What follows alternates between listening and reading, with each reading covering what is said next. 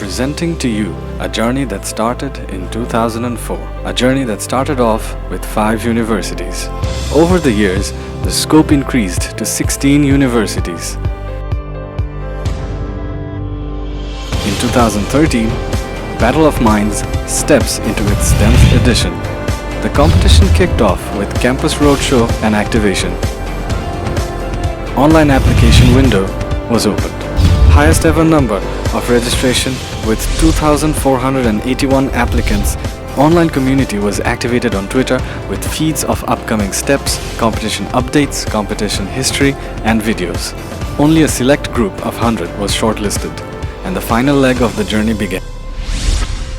The selected 100 of us were invited to a LinkedIn group. The group would actually share information that would help us for the competition and also to develop our careers in the future. We actually expected that Battle of Minds would go really big this year, and that is what it looks like so far.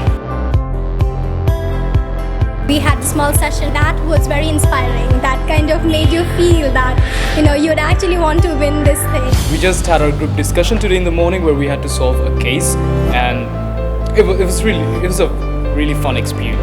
It feels very awesome. We were taken to Club Amazon. Over there, we learned a lot of new things about how to solve a case, about how to give presentation, and most of all, we learned something new called elevator pitch. Battle of Minds is essentially a competition that brings about individuals from diverse backgrounds. On one hand, you've got the business graduates from business schools. On the other hand, you've got engineering graduates from tech. Now, the challenge itself actually requires these candidates to bring about sensible business thinking. Now, it's not just the thinking that matters. What really needs to happen is the ability to present that business thinking in a manner that convinces a greater audience. And to create that level playing field between these two diverse groups of individuals, we have that grooming session in place. On the first day of the final round, we were given a case study and we were asked to read it completely. So when we read it, we found out that it was about a company called Tiasto, which is a multinational company operating in Bangladesh. It had its own competitors and it had its own problems in the market. So we had to come up with a solution for them. We're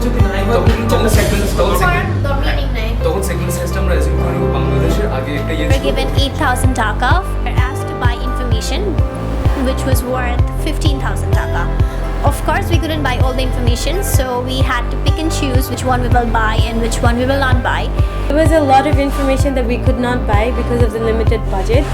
Someone came into our room and he told us that, okay, there are a lot of information that you don't have with you, but you will be able to trade off something with us in order to get that information. It was all part of a pressure test. He told us that, fine, you will get 3,000 more credits or takas, and you can buy as many information as you want within that budget.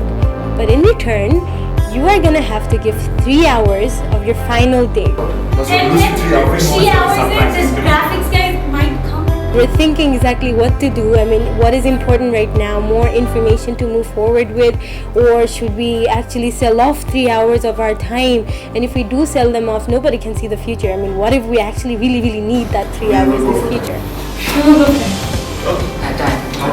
Happens in Battle of Minds every year is that the students get exposed to a lot of surprises.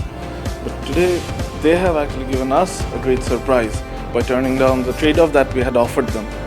None of the teams have taken the trade-off that we had offered, and this only goes to show that the ability to think fast on the ground and the ability for the students to be able to stick to the decision that they had taken earlier. So far we have been through a very hectic journey, a very challenging journey. At first it seemed like it was pretty easy because we had to develop a beverage. So when we came back, we had our own work office. So we came back and mixed a lot of blends and first made coffee, which didn't taste that good.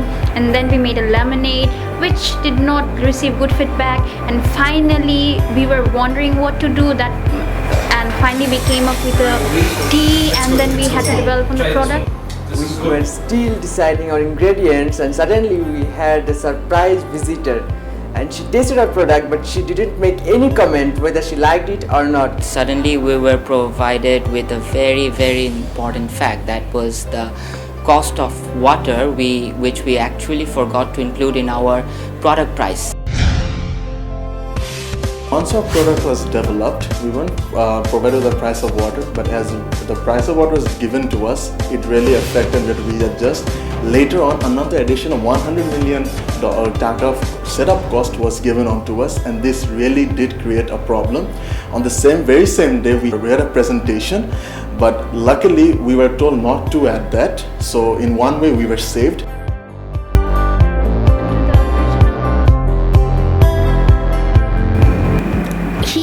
This kind of poker face, so I'm really not sure how it went. I think it could have gone better, but then again, that's what I think. And now we are really working very hard. We have no idea what to do because the creative guy is here. We have to plan on the logo, the design, the labeling, everything. I'm really in a rush. So we also had a creative designer, so I had to deal with him. It was somewhat firstly a very tricky way to tell him how to get the message across. And finally, after all those pains, now we are almost close and hoping for a very good presentation in the gala. When we walked into BUT campus the other day, we saw a lot of Battle of Minds alumni's picture put up on the walls.